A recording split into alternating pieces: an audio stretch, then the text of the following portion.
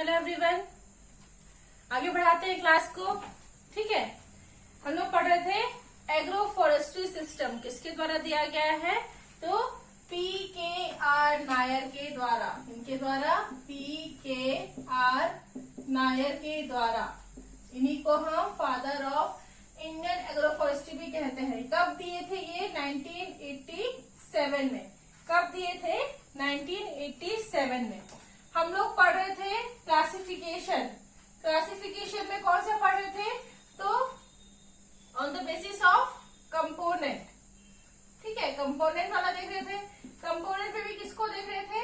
तो agree silviculture, इसको देख रहे थे, एग्री सिल्वीकल्चर। ठीक है, एग्री सिल्वीकल्चर देख रहे थे। अब इसके बाद वाला देखेंगे, क्या है? जो सिल्वी पास्चरल। क्या है? सिल्वी पास्चरल। ठीक है, इसके 3 सब टाइप है। कौन कौन सा? पहला है प्रोटीन बैंक, प्रोटीन बैंक। दूसरा है लाइफ फेंस। देखो, सिल्वी पास्चरल बोल रही हूं, मतलब इसमें ट्री प्लस फॉडर, मतलब कि ग्रासेस, ग्रासेस को इंक्लूड किया गया है। फर्स्ट इंपॉर्टेंस किसका है? ट्री का। और सेकंड इंपॉर्टेंस किसका है? फॉडर का। सेकंड इंपॉर्टेंस किसका है?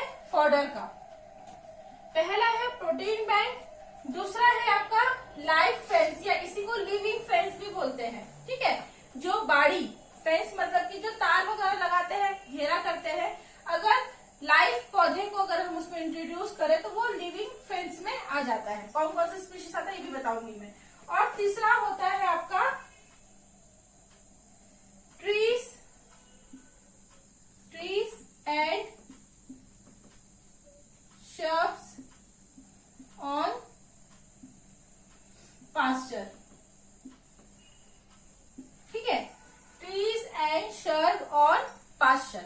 अब क्वेश्चन क्या आता है? देखो, प्रोटीन बैंक किस एग्री सिल्वी किस के अंदर आता है? Agri silviculture, silvi pastoral, agri silvi pastoral या अदर्स, किस में आता है? तो सिल्वी पास्चरल में आता है। किस में आता है? सिल्वी पास्चरल में आता है। ठीक है, पहला क्वेश्चन। दूसरा क्वेश्चन, लाइफ फेंस किस में आता है? तो किस में आता है? सिल्वी पास्चरल। इसमें फर्स्ट इंपॉर्टेंस किसका है? तो ट्री का है। सेकंड इंपॉर्टेंट चारे का है। ठीक है, देखो अब हम एक एक को डील करते हैं। क्या? प्रोटीन बैंक, क्योंकि हमको चारा भी उत्पन्न करना है, चारा भी उत्पन्न करना है। और चारा कैसा होना चाहिए? अच्छी क्वालिटी का होना चाहिए, क्वालिटी का होना चाहिए, ज्यादा क्वांटिटी में मिलना चाहिए, जिसकी गुणवत्ता और उसका अमाउंट, ठीक है, वो भी ज्यादा होना चाहिए। साथ में ये न्यूट्रिशियस होना चाहिए, मतलब इसको अगर जानवर खा रहे हैं तो उनको न्यूट्रिशन मिलना चाहिए। तीसरा, वो पैलेटेबल होना चाहिए। पैलेटेबल मतलब जानवर उसको खाने के लिए पसंद करने चाहिए। कुछ भी खिलाएंगे जानवर तो हर पौधे को जानवर नहीं खाता है। जो टेस्टी होता है, जैसे हम भी हर खाना को नहीं खाते हैं, हर कुछ, किसी को सब्जी पसंद है, किसी को कुछ सब्जी पसंद है, वैसे ही जानवर के साथ में है जो इजीली च्यूएबल हो, आसानी से चबा के खाया जा सके, जिसमें वाटर कंटेंट अच्छा हो, सूखा सूखा ना लगे, साथ में पैलेटेबल हो, मतलब उसका एक अपना यूनिक टेस्ट हो, जो टेस्ट जानवर पसंद करते हो। ऐसे स्पीशीज को हम प्रोटीन बैंक्स में लगाएंगे। ठीक है, देन ये हो गया प्रोटीन बैंक। दूसरा है आपका लाइफ फेंस। इससे क्वेश्चन आता है लाइफ फेंस। ठीक है, इससे क्वेश्चन आता है। क्या क्वेश्चन आता है? लाइफ फेंस मतलब क्या होता है? इसमें जो हम खेत है, ठीक है, खेत के किनारे में जो मेड़ होता है, वहां पे हम ऐसे स्पीशीज लगाते हैं जो कि इसका रक्षा भी करे, प्रोटेक्शन भी करे। प्रोटेक्शन कैसे? यहाँ से चढ़ने वाले जानवर को यहाँ अंदर आने न दे, कोई यहाँ पे सपोज कुछ फ्रूट वाला फल लगाया हुआ है, पेड़ लगाया हुआ है, तो कोई इंसान वहां से कूद करके चोरी करने के लिए ना आ जाए, क्योंकि आजकल तो चोरी होते ही रहता है।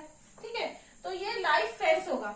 अब इससे क्वेश्चन क्या आता है, लाइफ फेंस में हम किस किस ट्री को यूज करते हैं, लाइफ फेंस में हम किस किस ट्री को यूज करते हैं। तो सबसे इंपॉर्टेंट लाइफ फेंस का स्पीशीज है अगेव, अगेव सिसिलाना या अगेव अमेरिकाना, अगेव सिसिलाना या अगेव अमेरिकाना। ये क्या है, तो आप देखना किसी भी जंगल के किनारे में या खेत के किनारे में ऐसा लगता है कि बड़ा बड़ा पाइनएप्पल का पेड़ लगा हुआ है, पौधा लगा हुआ है। वो पाइनएप्पल के जैसे दिखता है सेम, पर उसका साइज बहुत बड़ा होता है, वही है अगेव। ठीक है, अब अगेव का नाम आ गया है तो उसके बारे में एक चीज जान लेते हैं। क्या, अगेव से, अगेव के जो लीफ होता है, क्या, पत्ता, अगेव के लीफ से, पत्ते से हमको फाइबर मिलता है। क्या मिलता है, फाइबर मिलता है। और ये जो फाइबर होता है ये स्ट्रॉन्गेस्ट फाइबर है, स्ट्रॉन्गेस्ट, सबसे मजबूत फाइबर है। इस फाइबर का यूज रोप बनाने में, क्या, रस्सी, बड़े बड़े मोटे मोटे रस्सी बनाने में करते हैं। ये रस्सी कहाँ यूज होता है, तो मोस्टली ये मराइन इंडस्ट्रीज में। ठीक है, मराइन इंडस्ट्रीज में क्या आ जाएगा, जो बड़े बड़े शिप होते हैं, ठीक है, जो बड़े बड़े शिप होते हैं उनको बांधने के लिए, जैसे टाइटैनिक बहुत बड़ा शिप था, उसको बांधने के लिए जो रस्सी यूज होता है, वो रस्सी इसके लीफ के द्वारा निकाले गए फाइबर से बनता है। ये क्वेश्चन आता है, अगेव का नाम आया इसलिए मैं यहीं पर बता दी, वरना यूटिलाइजेशन में बताती कि फाइबर कौन कौन से प्लांट से मिलता है। जब हम लोग फॉरेस्ट यूटिलाइजेशन पढ़ेंगे तब मैं बताऊंगी दोबारा, लेकिन यहाँ पर नाम आ गया है इसलिए इसको यहाँ पर भी लिख ले, रिपीट हो जाएगा तो आप ही के लिए अच्छा है। ठीक है, अगेव सिसिलाना या अगेव अमेरिकाना, इसके पत्ते से फाइबर मिलता है जो कि बहुत ही ज्यादा स्ट्रॉन्गेस्ट होता है। ठीक है, और इसका यूज हम रोप बनाने में करते हैं, लाइफ फेंस। ठीक है, और तीसरा है trees and shrubs with pasture, मतलब कि एक चारा जहाँ पे गाय बैलों को, जानवरों को चराते हैं, वहां पे कुछ ट्रीज उगा दिए तो वो trees and shrubs with pasture हो गया, खत्म। देन नेक्स्ट था आपका एग्री सिल्वीकल्चरल। ठीक है, पहला था एग्री सिल्वीकल्चर, दूसरा था सिल्वी पास्चरल और तीसरा है एग्री सिल्वी पास्चरल। मतलब हमको तीनों चीज चाहिए, हमको फसल भी चाहिए, हमको वन भी चाहिए और हमको चराने के लिए चारा भी चाहिए। ऐसा ले रहे हैं तो वो क्या होगा, एग्री सिल्वी पास्चरल। इसके अंतर्गत आता है सबसे इम्पोर्टेंट होम गार्डन। अब इम्पोर्टेंट क्यों है ये मैं बताती हूँ। ठीक है, होम गार्डन किसके अंतर्गत आता है, तो एग्री सिल्वी पास्चरल के अंदर आता है। अब ये होम गार्डन क्यों इम्पोर्टेंट है, तो होम गार्डन ऐसे जगह पे लगाया जाता है जहां पर हैवी रेनफॉल, भारी वर्षा होती है। क्या होती है, भारी वर्षा होती है, वहां पे होम गार्डन लगाया जाता है। दूसरा, किस एरिया में होती है, किस एरिया में लगाया जाता है, तो ह्यूमिड एंड सेमी ह्यूमिड, जहां पे आर्द्रता बहुत ज्यादा होती है, वहां ऐसी जगह पे, रीजन्स पे होम गार्डन लगाया जाता है। ये कहाँ होता है, तो ये केरल, तमिलनाडु वाले एरिया में होता है। ह्यूमिडिटी ज्यादा होता है, देखना वहां जाते हैं तो बहुत ज्यादा पसीना आता है, चिपचिपापन लगता है, क्योंकि एटमॉस्फेयर में ह्यूमिडिटी रहता है। तो ऐसे जगह पे होम गार्डन्स लगाए जाते हैं। क्या हो गया, जहां पर हैवी रेनफॉल होते हैं, ये क्वेश्चन आता है। होम गार्डन्स प्रिफर कहाँ ज्यादा किया जाता है, humid and semi humid area में। सबसे ज्यादा कहाँ लगाया जाता है, तो केरल और तमिलनाडु वाले एरिया में। अब ये होम गार्डन इसलिए भी इम्पोर्टेंट है क्योंकि छत्तीसगढ़ में जब अभी की जो सरकार आई, ठीक है, सरकार आई कांग्रेस की सरकार, तो उन्होंने एक स्लोगन दिया। क्या स्लोगन दिया? छत्तीसगढ़ की 4 चिन्हारी, क्या क्या? नरवा, गुरवा, घुरवा और बाड़ी। ठीक है, तो जो बाड़ी है, बाड़ी, ठीक है, जो वर्ड बाड़ी है, बाड़ी का मतलब क्या है? Home garden. होम गार्डन, ठीक है। होम गार्डन में हम सिर्फ एक ही चीज को नहीं लगाते हैं, होम गार्डन में हम मल्टीपर्पज ट्रीज को लगाते हैं जिनका हाइट, उनका स्ट्रेंथ, उसका यूटिलिटी अलग अलग होता है। जैसे नॉर्मली होम गार्डन में क्या करते हैं हम, जो केरल वाला एरिया या हम भी अपने बाड़ी में क्या लगाते हैं, कुछ सब्जी वाला लगाएंगे, कुछ भाजी लगाएंगे, कुछ फसल के लगाएंगे, ठीक है, कुछ मसाले के पौधे लगाएंगे, जैसे धनिया वगैरह हो गया, धनिया हो गया, प्याज हो गया, ठीक है, मिर्ची। देन कुछ फल वाले ट्री लगाएंगे, पपाया, केला, ठीक है, ये सब लगाएंगे। और कुछ वृक्ष लगाते हैं, मतलब हम अपनी बाड़ी को पूरी तरीके से यूटिलाइज कर रहे हैं। उसी के कॉन्सेप्ट को लेकर के अभी छत्तीसगढ़ सरकार ये काम कर रहा है, ठीक है। तो वो किसके द्वारा है? तो होम गार्डन के द्वारा, ठीक है। होम गार्डन किसके अंतर्गत आता है?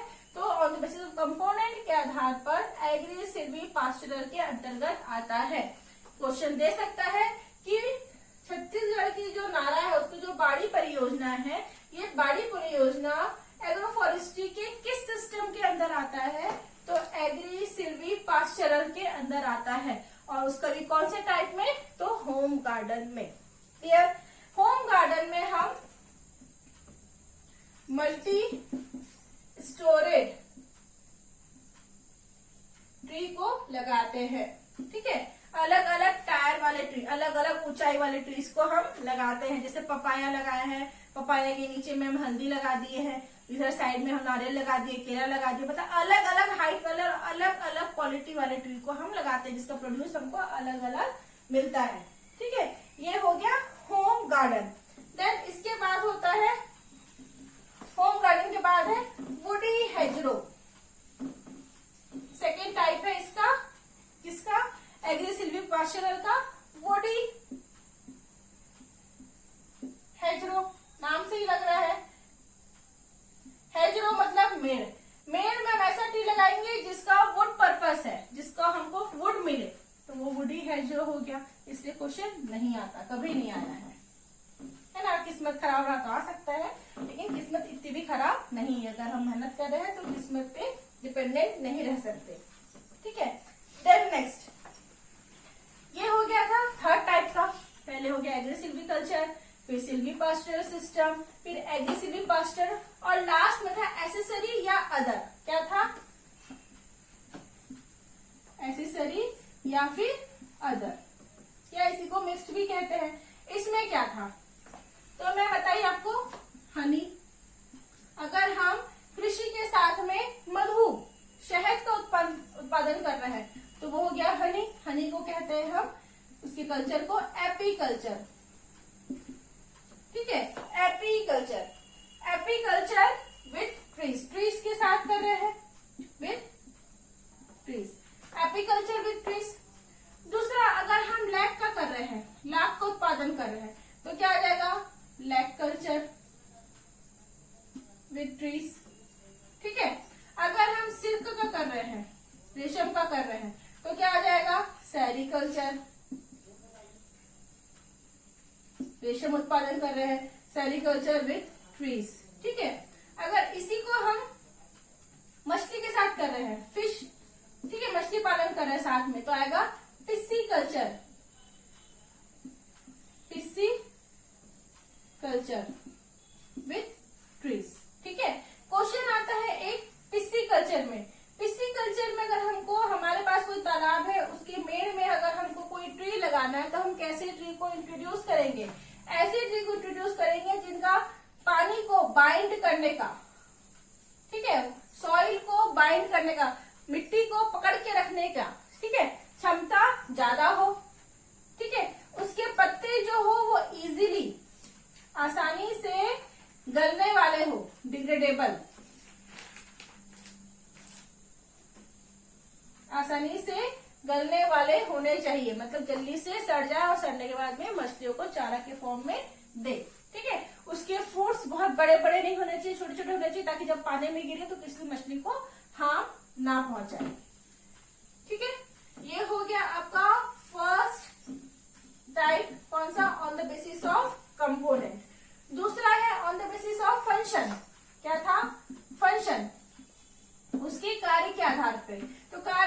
पे दो है। पहला है प्रोडक्शन, प्रोडक्टिव मतलब उससे हमको क्या उत्पाद मिल रहा है वो, और दूसरा है प्रोटेक्शन, उससे हमको क्या क्या प्रोटेक्शन मिल रहा है। नॉर्मली प्रोडक्शन के हिसाब से हम क्या देखेंगे, Silvi पास्चरल, Silvi agricultural, agree silvi पास्चरल, जिसपे हमको कुछ न कुछ उत्पन्न प्रोड्यूस मिल रहा है, ठीक है। और प्रोटेक्शन में क्या आएगा, जैसे shelter belt, wind break, life fence, मतलब जिससे हमको रक्षा मिल रहा है, साथ में इन्वायरमेंट को भी हम प्रोटेक्ट कर रहे हैं, तो वो आएगा प्रोटेक्शन में, ठीक है। इस पे इतना ही रहता है, इसमें ज्यादा और पढ़ने की जरूरत नहीं है। कितने फंक्शंस रहते हैं इसके, तो दो ही फंक्शन है, एक तो प्रोडक्शन का और यह है प्रोटेक्शन का।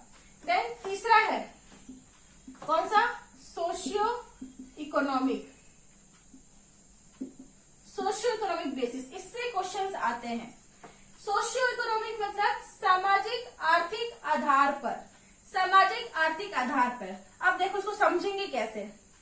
तीन टाइप के किसान होते हैं, क्या, तीन टाइप के किसान होते हैं। एक जिसका उद्देश्य होता है सिर्फ अपनी जरूरतों को पूरी करना, मतलब इतना उगाएंगे कि हमारे घर का खर्चा निकल जाए, सिर्फ अपनी जरूरतों का, ठीक है, हमको खाने को मिल जाए, हमारे गाय बैल को चारा मिल जाए, हमको जलाने के लिए लकड़ी मिल जाए, हमको अपने घर का फर्नीचर बनाने के लिए लकड़ी मिल जाए, सिर्फ अपने उद्देश्य के लिए कर रहे हैं।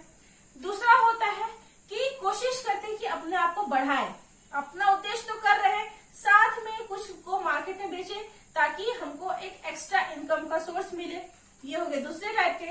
और तीसरा होते हैं उनको बहुत अमीर होते हैं, बहुत अमीर बोलने से वो सिर्फ कमर्शियली मार्केट के लिए ही अपना प्रोड्यूस को उगाते हैं, मार्केट के लिए, मार्केट के लिए मतलब जैसे वो ऐसे चीज उगा रहे हैं इनको मार्केट का वैल्यू ज्यादा है, या वो अपने लिए, अगर वो मान लो कोई भी चीज को अगर वो सपोज 1000 क्विंटल कुछ प्रोड्यूस किया, उसमें से मुश्किल से 1 क्विंटल रखा, बाकी 999 क्विंटल को मार्केट में बेच दिया ताकि वो पैसे कमा सके, अपना इकोनॉमिक कंडीशन बढ़ा सके, ठीक है। तो ये तीन टाइप के किसान होते हैं। वैसे ही सोशियो इकोनॉमिक टाइप में तीन टाइप होते हैं, कौन कौन से होते हैं, तो एक होता है कमर्शियल, कमर्शियल मतलब इसमें हम ऐसे प्रोड्यूस लगाएंगे जिसपे हमको कमर्शियल वैल्यू, ठीक है, कैश क्रॉप्स हमको ज्यादा मिले। दूसरा होता है इंटरमीडिएट, इंटरमीडिएट,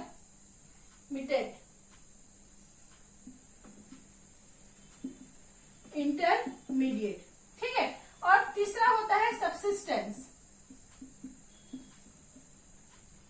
सब्सिस्टेंस। देखो कमर्शियल इसका मेन पर्पस क्या है, मैक्सिमम, मैक्सिमम इनकम लेने का, ठीक है, इसका मेन उद्देश्य क्या है, मैक्सिमम इनकम लेने का।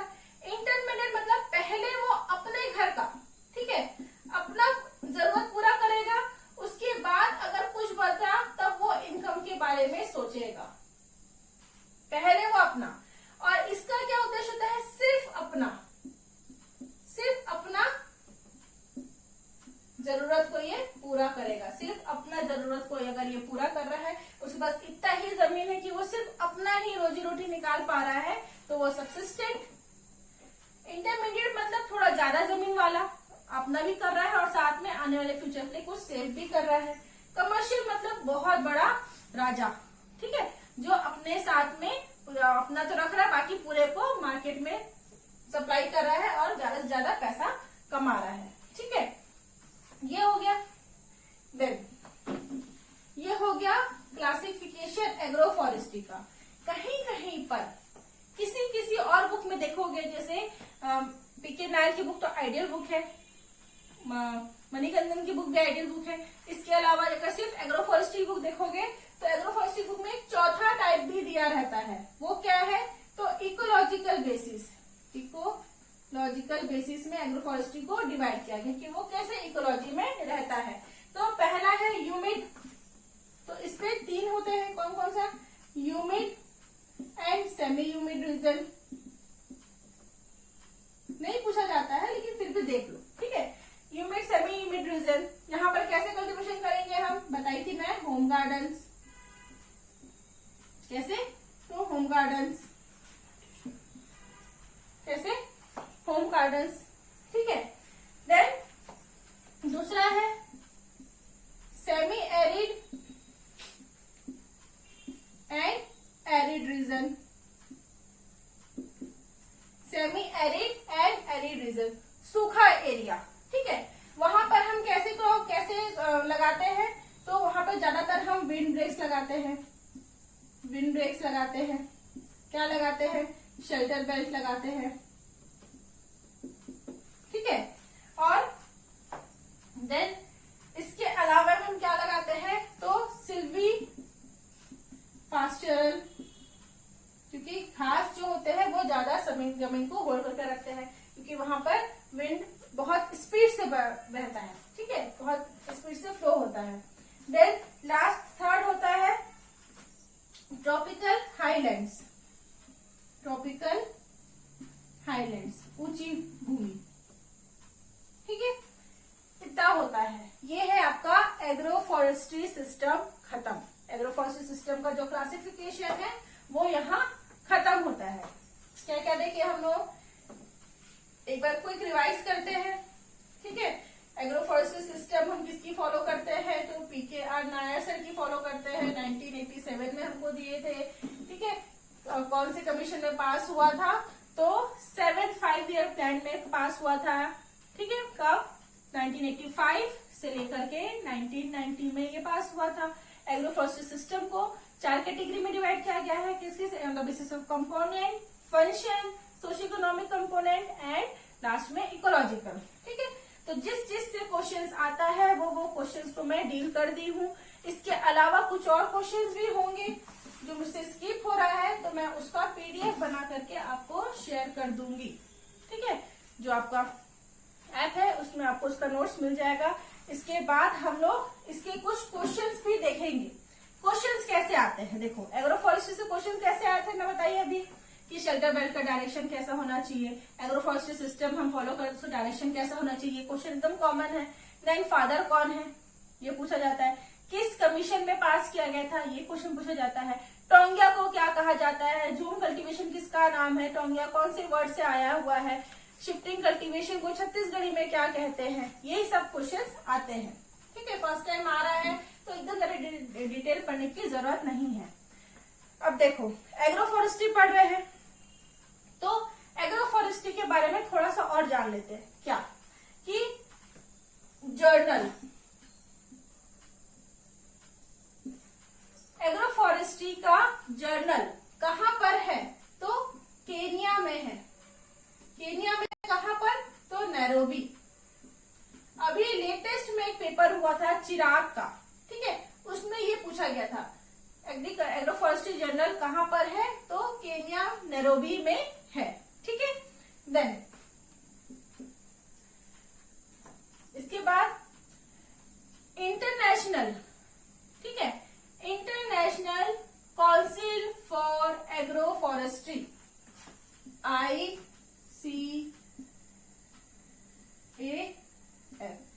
International council for agro forestry कहाँ है, कहाँ है international council for agro forestry,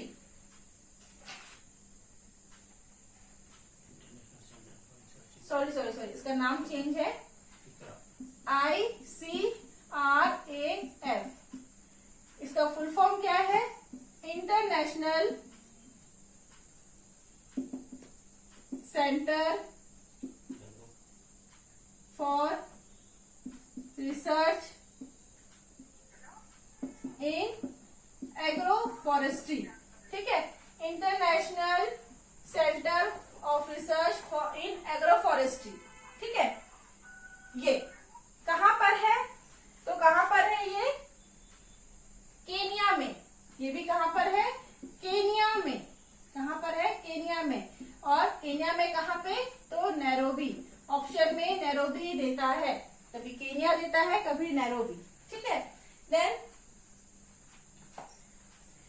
forest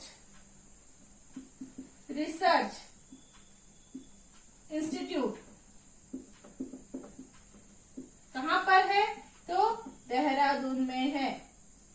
कहाँ पर है, देहरादून में। फॉरेस्ट्री का सबसे बड़ा रिसर्च इंस्टीट्यूट कहाँ पर है, तो देहरादून में है, ये याद रखेंगे, ठीक है। कहाँ पर है, देहरादून में है। देन ग्रासलैंड को भी देख लेते हैं, ठीक है। Indian grassland fodder research institute, क्या? Indian grassland fodder research institute कहां पर है? तो जोधपुर में है। कहां पर है? सॉरी, कहां पर है? झांसी में है। कहां पर है? झांसी में है। कहां पर है ये? झांसी में, ठीक है। ये सेंटेंस को आप लोग याद रखेंगे। कहां पर है? झांसी में। क्लियर? तो फिर आज का क्लास यही एंड करते हैं। इसके आगे क्लास में कुछ इंस्टीट्यूट्स पढ़ेंगे, कुछ टर्म्स पढ़ेंगे जो कॉमनली पूछे जाते हैं एग्रोफॉरेस्ट्री सिस्टम से। Okay, thank you.